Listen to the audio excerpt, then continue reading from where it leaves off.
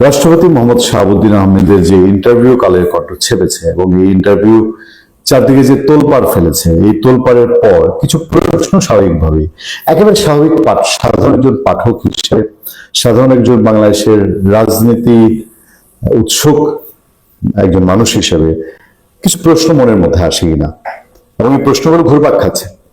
ইন্টারভিউর প্রথম দিন তো একটা ধাক্কা, ডক্টর ইউনূস একজন রাষ্ট্রপতিকে, গদিনশীল রাষ্ট্রপতি, তাকে কিভাবে অপমান অপদস্থ করেছেন সেগুলো দেখার পর এবং পরতে পরতে ক্লাইম্যাক্স, এবং রাষ্ট্রপতি কিভাবে দেশের ভালো চাওয়া কয়েকজন মানুষের কারণে তার গদিটা টিকে রাখতে পেরেছেন। অবশ্যই তার নিজেরও একটা আত্মবিশ্বাসের ব্যাপার ছিল।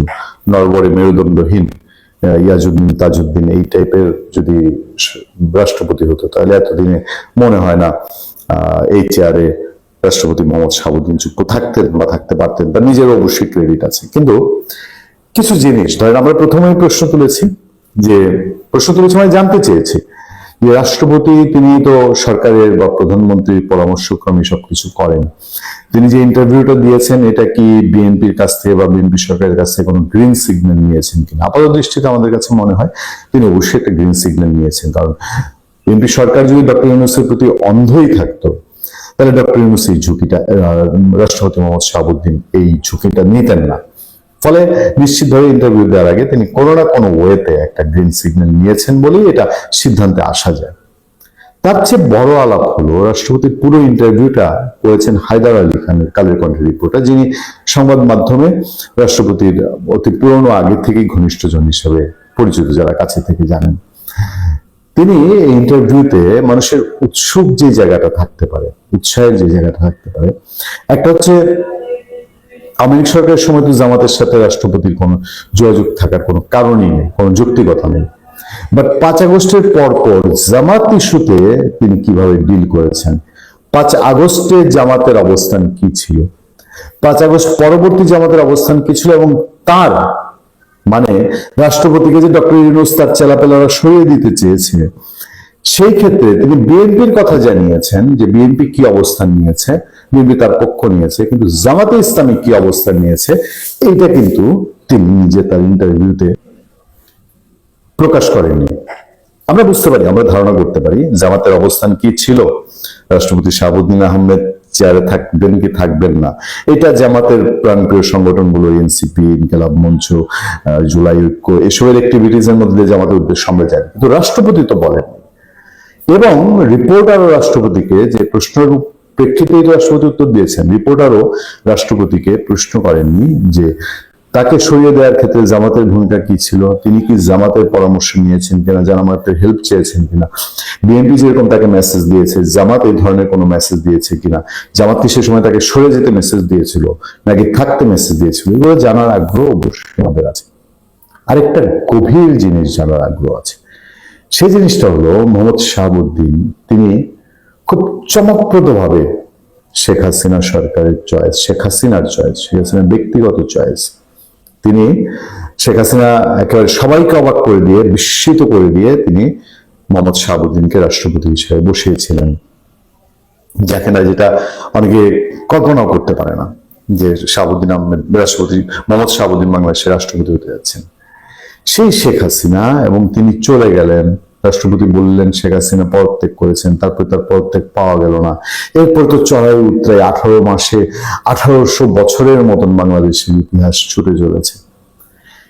কত চড়াই উতরাই, শেখ হাসিনার দল বিপর্যস্ত, তার মানুষজন, যেই আওয়ামী লীগ, যে যুবলীগ করা, ছাত্রলীগ, যে যুবলীগ করা এই রাষ্ট্রপতি, যিনি একসময় অ্যাক্টিভ পলিটিক্স করেছেন, একজন মুক্তিযোদ্ধা, সেই তার নিজের দল যখন একেবারে ডক্টর ইউনূসের কামানের মুখে ছারখার হয়ে যাচ্ছে, কর্মীরা জেলে মারা যাচ্ছেন, বাইরে মারা যাচ্ছেন, ঘরে বাইরে থাকতে পারছেন না, সেই সময়ে এবং আদ্য পর্যন্ত, এখন পর্যন্ত সাবেক প্রধানমন্ত্রী শেখ হাসিনার সাথে রাষ্ট্রপতি মোহাম্মদ শাহাবুদ্দিনের কতবার কথা হয়েছে, কি কথা হয়েছে, এখনো কথা হয় কিনা, এই প্রশ্নগুলা নিশ্চয়ই একজন স্বাভাবিক সাধারণ পাঠক হিসেবে আমাদের মনে ওঠার কথা, এবং সেগুলো উঠছে।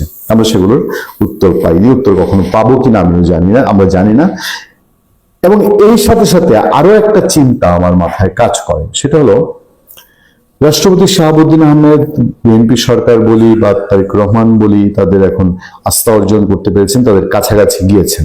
তাদের একটা অন্তত বিএনপি রাষ্ট্রপতি চেয়ারটার যে সম্মান, আমি শাহাবুদ্দিন আহমেদ বলবো, মোহাম্মদ শাহাবুদ্দিন বলবো না, চেয়ারটার সম্মান বিএনপি যে দিচ্ছে, এটা বাংলাদেশের মানুষের কৃতজ্ঞ থাকা উচিত। বা তারেক রহমান যে চেয়ারটার সম্মান দিচ্ছেন, তো এই চেয়ারটা যে সম্মান দিচ্ছেন, শাহাবুদ্দিন আহমেদ আওয়ামী লীগ অ্যাপয়েন্টেড, তার সাথে যদি শেখ হাসিনার যোগাযোগ থেকে থাকে, মানে আছে কি নাই আমরা জানি না, যদি থেকে থাকে তাহলে তারেক রহমান এটা জানেন নিশ্চয়ই, এবং থাকলে সেটা এখন কি পরিসরের যোগাযোগ, কি ধরনের যোগাযোগ, বা এখানে কোনো মধ্যস্থতার যোগাযোগ কিনা, বা সার্জিসরা এখন যে চিল্লাফাল্লা করছে যে ইলেকশনের আগে বিএনপি দাঁড়ে দাঁড়ে গেছে আওয়ামী লীগের সব জায়গায়, আওয়ামী লীগের সঙ্গে গোপনে বিকেলে রাতে মিটিং হয়েছে এবং সেই মিটিং এর মধ্যে দিয়ে আওয়ামী লীগের সমস্ত ভোট বিএনপি পেয়েছে, এই যে সার্জিসরা চিল্লাচিল্লি করছে, এটা কতটুকু সত্য? আমি আওয়ামী লীগের ভোট বিএনপি পাওয়ার মধ্যে আমি কোনো অন্যায় দেখি না। বাংলাদেশের স্বাধীনতা, সার্বভৌমত্ব, মুক্তিযুদ্ধের চেতনা, মুক্তিযুদ্ধ, প্রগতিশীলতা, ধর্ম যে হুমকির মুখে পড়েছিল, সেখানে আওয়ামী লীগ বিএনপি ভোটের রাস্তায় এক জায়গায় হওয়া ছাড়া কোনো বিকল্প কিছু ছিল না। বাট আমাদের জানার আগ্রহ তৈরি হয় বলে এই প্রসঙ্গগুলো আমার অবতারণা। আরো একটা যে কারণে আমরা রাষ্ট্রপতি এবং শেখ হাসিনার যোগাযোগের বিষয়ে আগ্রহী, স্বাভাবিকভাবে, অন্য কোনো বিতর্ক থেকে না, স্বাভাবিক মনের প্রশ্ন থেকে, উৎসাহ থেকে, আগ্রহ থেকে, যে এর আগে রয়টার্সের ইন্টারভিউতে রাষ্ট্রপতি মোহাম্মদ শাহাবুদ্দিন, তাকে রয়টার্স প্রশ্ন করেছিল যে শেখ হাসিনার সাথে তার যোগাযোগ আছে কিনা। এবার সাংবাদিকই প্রশ্ন করেননি, আমি জানি না মিউচুয়াল আন্ডারস্ট্যান্ডিং এই প্রশ্নটা এমনিতেই এড়িয়ে যাওয়া হয়েছে কিনা, মানে সেলফ সেন্সরশিপ যাকে বলে, সেই সেলফ সেন্সরশিপের আওতায় সে প্রশ্নটাই তোলা হয়নি কিনা। তবে রয়টার্সে তিনি যেহেতু এড়িয়ে গিয়েছিলেন, এড়িয়ে যাওয়া মানে যেটাকে বলে যে নীরবতা মানে সম্মতির লক্ষণ, এবার প্রশ্ন করলে সে উত্তরটা কি আরো স্পষ্ট করে দিতে হতো কিনা রাষ্ট্রপতিকে, বা ভবিষ্যতে আরো কোনো ইন্টারভিউতে আমরা জানতে পারবো কিনা রাষ্ট্রপতি শেখ হাসিনার সঙ্গে কতটুকু যোগাযোগ রেখেছেন বা রেখেছেন কিনা। একটা ছবি দেখাই, দেখেন।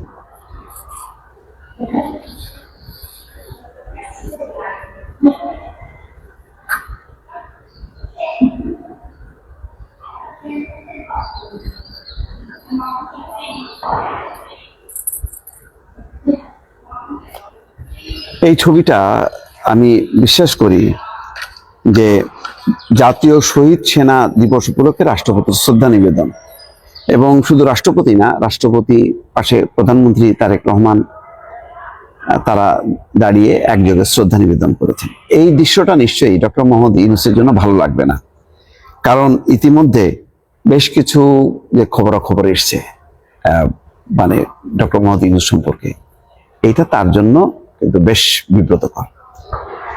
এবং দেখা যাচ্ছে যে ইউনূসের হাতে যারা নির্যাতিত হয়েছে, তেমন মানুষরা এখন তার বিরুদ্ধে মামলার প্রস্তুতি নিচ্ছে। শেখ হাফিজুর রহমান কার্জন তিনি ঘোষণা দিয়েছেন যে ইউনূস সহ উপদেষ্টাদের বিরুদ্ধে 4টি অপরাধে মামলা করবে। শেখ হাফিজুর রহমান কার্জন বলেছে ইতিমধ্যে একটা সংবাদ মাধ্যমকে তিনি সাক্ষাৎকারে বলেছেন, কারণ তাকে, তারপরে মঞ্জুরুল আলম পান্না সহ বেশ কয়েকজনকে, আবু আলম মাহমুদ শহীদ খান, তাদেরকে আটক করা হয়েছে, একটা মবের শিকার হয়েছিলেন তারা, তাদেরকে প্রোটেকশন দেওয়ার বদলে তাদেরকে কারাগারে পাঠিয়েছিলেন। তো এখন এগুলোর কিন্তু হিসাব শুরু হবে। এবং দেখেন আজকে কি বলছেন, বিএনপি কি সন্তুষ্ট? বিএনপিও কিন্তু সন্তুষ্ট না তার ব্যাপারে, এটাও আজকে পরিষ্কার হয়েছে। যে কি বলছে আমি একটু বলি। যেমন দেখেন, ডক্টর ইউনূস চাইলেই সমাজে, রাজনীতিতে বিভাজনগুলো কমাতে পারতেন, তিনি সেটা না করে বিভাজন, বিভেদ বাড়িয়েছেন। এমনকি প্রথমেই বিএনপিকে ল্যাং মারার চেষ্টা করেছেন। খেয়াল করছেন কথাটা কত গুরুত্বপূর্ণ? আর মুসলিম লীগের সভাপতি অ্যাডভোকেট মহসিন রশিদ বলছেন, ডক্টর ইউনূসের কর্মকাণ্ড কেবল সংবিধান লঙ্ঘনই নয়, রাষ্ট্রদ্রোহের পর্যায়ে পড়ে, তার বিরুদ্ধে মামলা করব। আব্দুল তুষার কি বলছেন, যে ডক্টর ইউনূস কখনোই কোনো আইনের প্রতি শ্রদ্ধাশীল ছিলেন না, নিজের ইচ্ছামতো চালিয়েছেন, সংবিধান লঙ্ঘন করেছেন, ন্যূনতম শিষ্টাচার দেখাননি। সৈয়দা আফসিয়া পাপিয়া বিএনপি নেত্রী কি বলছেন? পৃথিবীর সমস্ত পানি দিয়ে ধুয়েও ডক্টর ইউনূস বলতে পারবেন না তিনি নিরপেক্ষ ছিলেন। তিনি আরো বলছেন যে রাষ্ট্রপতির সাথে অন্তর্বর্তী সরকারের আচরণ মর্মান্তিক, এতটা হিংস্র হতে পারে। তো এই সমস্ত কথাগুলো চলে যাচ্ছে ডক্টর মোহাম্মদ ইউনূসের বিরুদ্ধে। এবং ভাগ্যের কি নির্মম পরিহাস, যখন রাষ্ট্রপতি শাহাবুদ্দিন ক্ষমতায় ছিলেন রাষ্ট্রপতি, তখন ডক্টর মোহাম্মদ ইউনূসের আগমন ঘটে অন্তর্বর্তী সরকারের প্রধান হিসেবে। তারপর তিনি 18 মাস শাসন কাজ পরিচালনা করে তিনি বিদায় নিয়েছেন, কিন্তু রাষ্ট্রপতি শাহাবুদ্দিন থেকে গেছেন, তার মেয়াদ আরো 3 বছর আছে। কিন্তু এই 18 মাসের মধ্যে দেখেন শাহাবুদ্দিন কিন্তু থেকে গেলেন আর ইউনূস কিন্তু বিদায় হয়ে গেলেন, এবং ইউনূসকে কিন্তু কেউ স্মরণও করছে না। আজকে ইউনূস গ্রামীণ সেন্টারে বসে টেলিভিশনের পর্দায় দেখছেন যে রাষ্ট্রপতি শাহাবুদ্দিন, তারেক রহমান, 3 বাহিনীর প্রধান, তারা পিলখানার যেই শহীদদের প্রতি শ্রদ্ধা নিবেদন করছেন। এটাও নিশ্চিত তার জন্য খুব মর্মান্তিক একটা শিক্ষা। তার জন্য আরো একটা শিক্ষা, যেখানে রাষ্ট্রপতির দপ্তরের প্রেস উইং বিলুপ্ত করে দিয়েছিলেন প্রধান উপদেষ্টার দপ্তর, ডক্টর ইউনূসের দপ্তর, এবং শফিকুল আলম সম্ভবত তার উদ্যোক্তা ছিলেন, সেই জায়গায় রাষ্ট্রপতির দপ্তরে আবার প্রেস সেক্রেটারি নিযুক্ত করছে। এই ঘটনার মধ্য দিয়ে পরিষ্কার বোঝা যায় বিএনপির দাঁতে দাঁত চেপে ডক্টর মোহাম্মদ ইউনূসকে সহ্য করেছে, কিন্তু যেই মাত্র ইউনূস বিদায় হয়েছে সাথে সাথে দেখেন রাষ্ট্রপতি নিশ্চয়ই জানেন, বোঝেন যে এই সরকারের কোনো আপত্তি নেই। এবং জহিরুদ্দিন স্বপন তথ্যমন্ত্রী কি বলেছেন? তথ্যমন্ত্রী বলেছেন যে রাষ্ট্রপতির বক্তব্যগুলো বিএনপি গভীরভাবে পর্যবেক্ষণ করছে, কিন্তু কোনো অবস্থান তারা নেয়নি।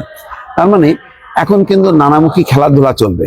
যেমন এই যে আওয়ামী লীগের প্রত্যাবর্তন ঘটছে ধীরে ধীরে, এতে আতঙ্কগ্রস্ত জামাত এবং এনসিপি।